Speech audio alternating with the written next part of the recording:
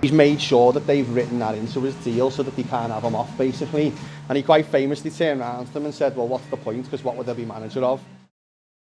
Me nan basically hoarded everything that ever belonged to me granddad, and we had no idea she'd done it. So when she passed away in 2002, we're going through drawers, wardrobes, things like that, and we're just pulling out bags and that. And then the next thing is like going through paperwork, and there's a telegram from the Beatles in 1965, like to me granddad and stuff. And there's like letters from ex-players, contracts, board meeting minutes, scouting notebooks, tactics, the whole lot. Like, so, I mean, not even for me as a family member, but me as a Liverpool fan, I was just like, wow, this is like the most unbelievable thing ever. So we always knew at that point we wanted to put it somewhere and create an exhibit, because I always said, you know, my nan and my granddad would have wanted people to see these kind of things. So hence is kind of why we sort of got to where we are today with it.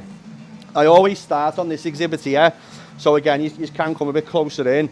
So there's two items in this. It's his original contract of employment from 1959, and it's his resignation statement from 1974. So it's the beginning and the end of his era at Liverpool. The reason the contract I always start with is so interesting, to give it a little bit of context and some facts behind it. Obviously came to Liverpool in 1959 from Huddersfield. Liverpool actually approached him 8 years earlier in 1951 when he was at Carlisle. That was his first managerial job. He'd been at Carlisle as a player initially, and he approached him to take over the job at Liverpool. He drove all the way to Liverpool for an interview, sat down with the board, and they basically turned around to him and said, you won't have full control of the team. We will have an input into picking some of the players and that side of the game.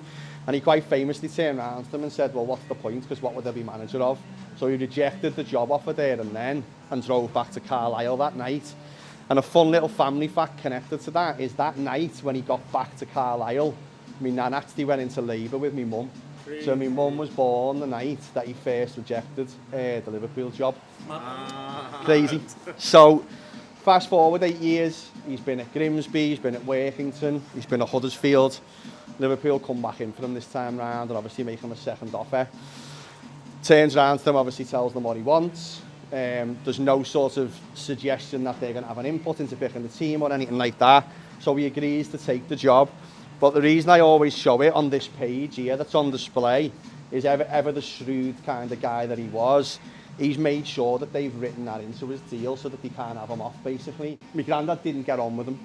They never really got on. And there's a kind of reason for that.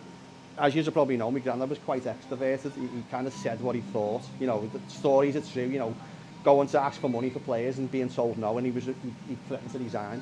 If you don't give me the money to buy the player, I'm going to go, kind of thing. And that's all true. And of course, the really famous quote, which probably didn't endear him to his bosses, was when he said about at a football club, there's a holy trinity: the players, the manager, the fans. Directors don't come into it; they just sign cheques. So that was a direct quote from him about his bosses, basically. So it's not really the greatest thing to go and say, really.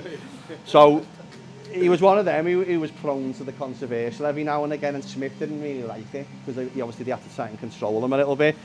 So when Bob come in, he was made up because Bob was the opposite, quite introvert, very mild-mannered, quite a shy guy, really. And when my granddad made the decision to step down, one of the things he was convinced would happen is that he would be given like a ceremonial directorship, like sort of Jock Stein got at Celtic and like Matt Busby got at Man United. The club never offered him it. And that's the bit that hurt. That's the bit that killed him, because he felt so kind of hard done by that, because in his mind that was his way of still getting that daily fix of football and still being around the place.